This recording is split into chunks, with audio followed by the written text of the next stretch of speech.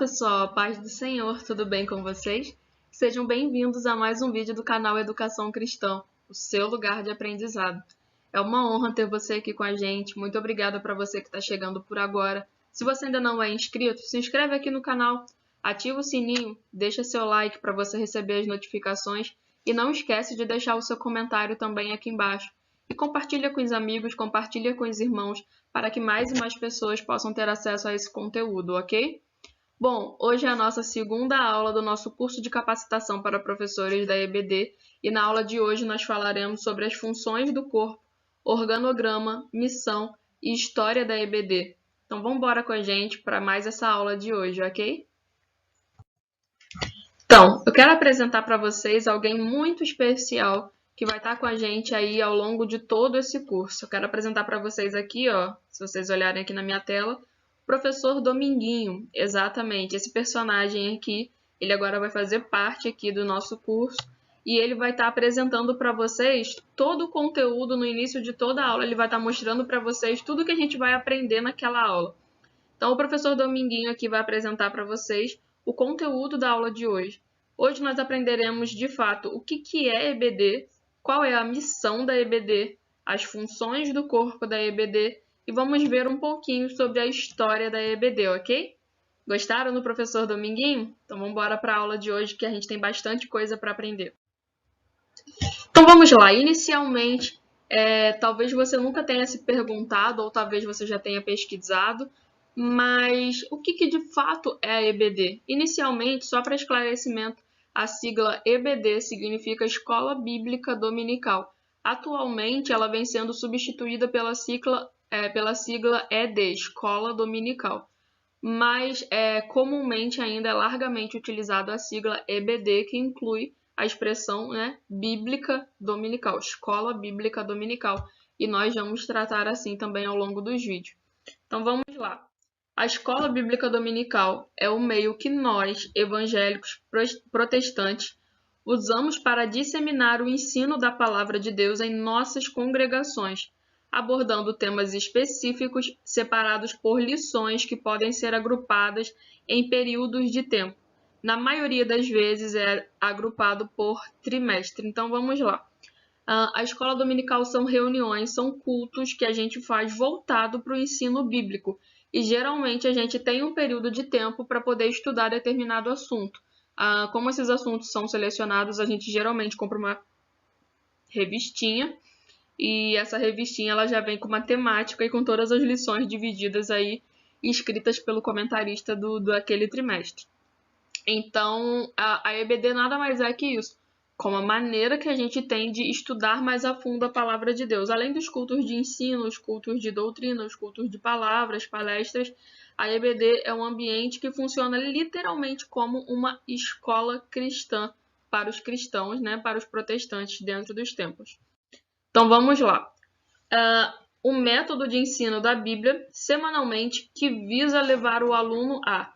Qual é o intuito da EBD, né? Ela é um método de ensino que leva o aluno a aceitar a Jesus Cristo como único Senhor e Salvador, crescer na fé e no conhecimento e ter uma vida prática dos ensinos bíblicos. E aí a gente tem agora também que entender o que a EBD não é e o porquê. A EBD não é um grupo de estudiosos e literatos da Bíblia. Nosso intuito não é somente teórico. Nós queremos crescer em graça e conhecimento também. Não é uma forma de passar o tempo no domingo pela manhã. Muito pelo contrário, é um investimento de tempo para o nosso crescimento espiritual. Ela não é uma organização paralela à igreja com seus próprios objetivos. A EBD ela caminha junto com os objetivos da igreja. Uma igreja que investe em EBD, uma igreja que investe no ensino bíblico cristão, ela está investindo no seu próprio crescimento e futuramente também vai estar colhendo os frutos disso. Então, jamais a EBD é um departamento paralelo, é um departamento à parte. Pelo contrário, as lideranças devem apoiar totalmente as EBDs aí e focar na melhoria das suas EBDs também. E ela também não é um clube para piqueniques, passeios, esporte, porque o nosso intuito não é lazer. Como eu disse lá atrás, o intuito realmente é crescimento espiritual e aprendizado. Então vamos lá. Já que agora a gente já viu a definição básica aí de EBD, vamos saber qual que é a missão da EBD, para que serve de fato uma EBD e quais são os objetivos dela. Então vamos lá. A nossa missão na EBD é tornar o Evangelho acessível, instruir na palavra para que haja crescimento saudável do corpo de Cristo e também desmistificar as falsas doutrinas e heresias que se levantam. Então, o EBD é lugar de aprendizado, aonde as pessoas vêm com dúvidas e devem sair sem elas, ou então com um pouco mais de dúvidas, mais instigadas a buscar conhecimento, a buscar respostas, e também é o lugar onde a gente tira aquela falsa máscara, onde a gente tira aquela coisa daquelas heresias que vêm muito disfarçadas, sabe? Deus já dizia em sua palavra que meu povo perece porque lhe falta conhecimento. Então, o intuito, a missão da EBD é justamente esse, é proliferar o conhecimento para que ninguém se perca. E quais são os dois grupos de pessoas que são indispensáveis na EBD? Quem que não pode faltar na EBD?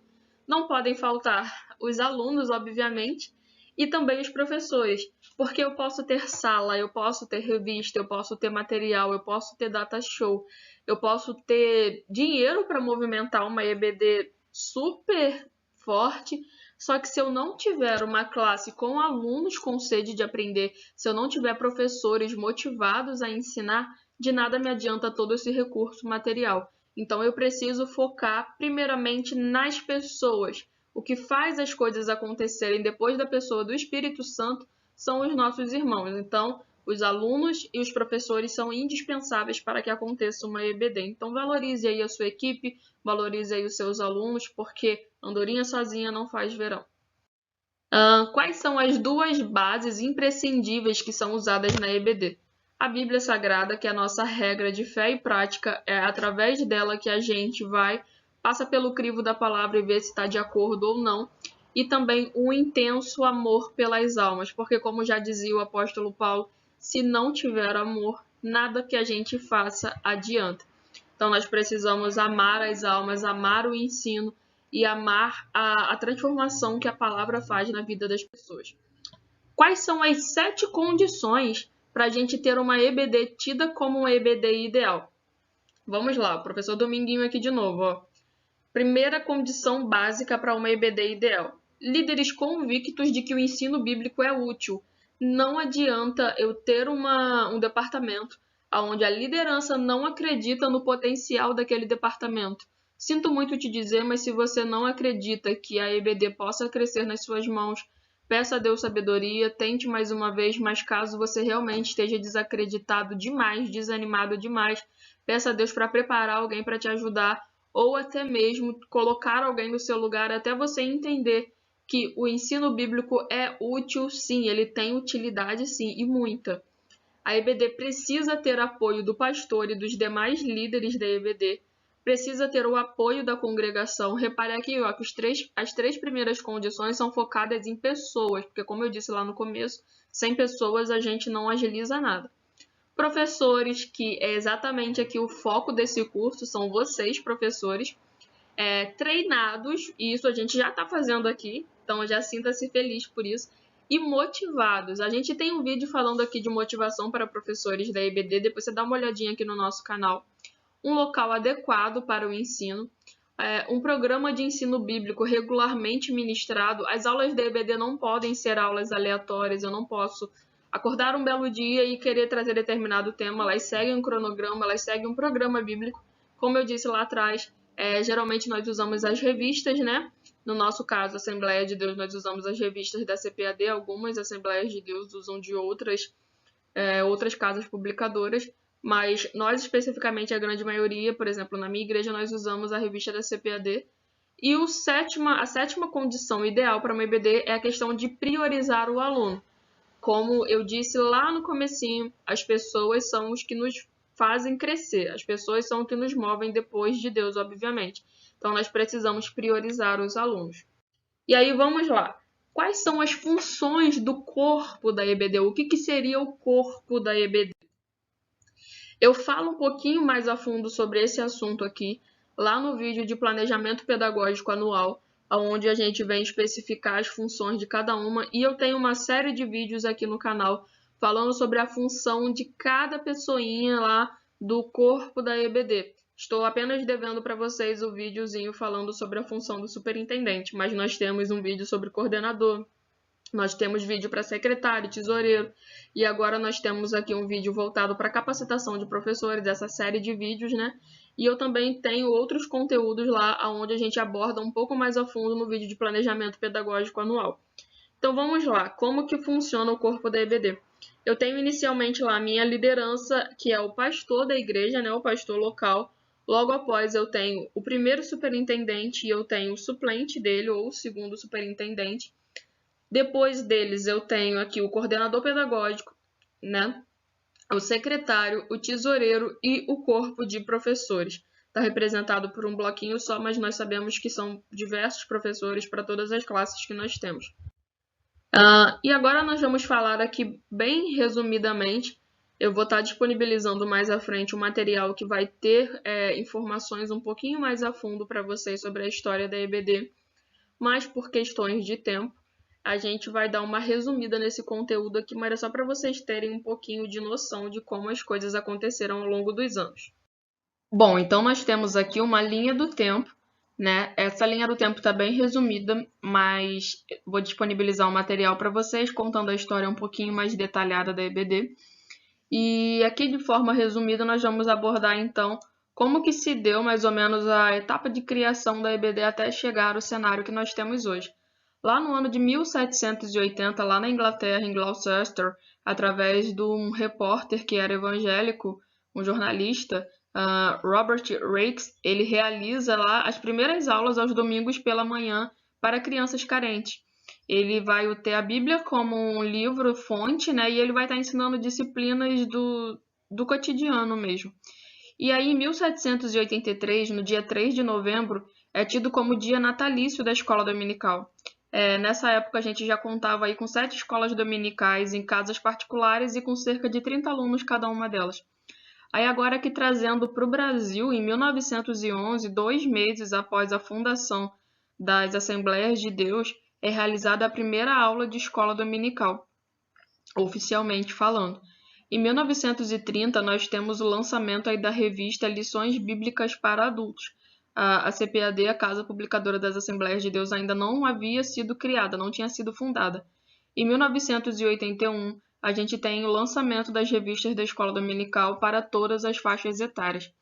E hoje nós temos aí essa bênção que é a Escola Bíblica Dominical, que é usada como fonte de ensino e aprendizagem para que muitas e cada vez mais pessoas conheçam e entendam melhor do que se trata esse evangelho, do que se trata esse Deus que nós servimos e temos a honra de divulgá-lo.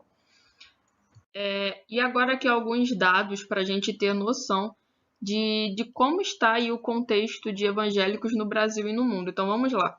Em 2020, o Instituto de Pesquisa Datafolha publicou uma nova pesquisa informando que os evangélicos representariam cerca de 31% da população brasileira.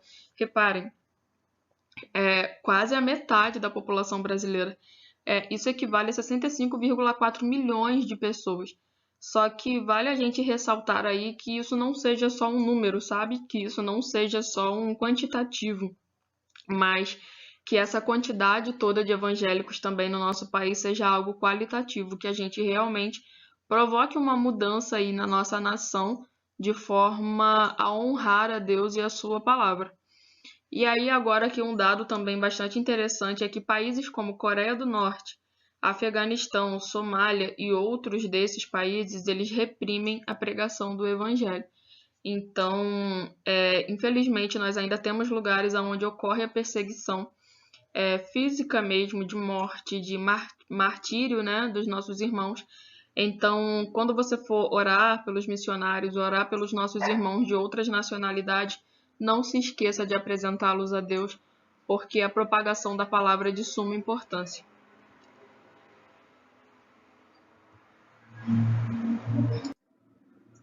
E eu quero agradecer a você que ficou até aqui na aula de hoje. Foi uma honra te ter por aqui.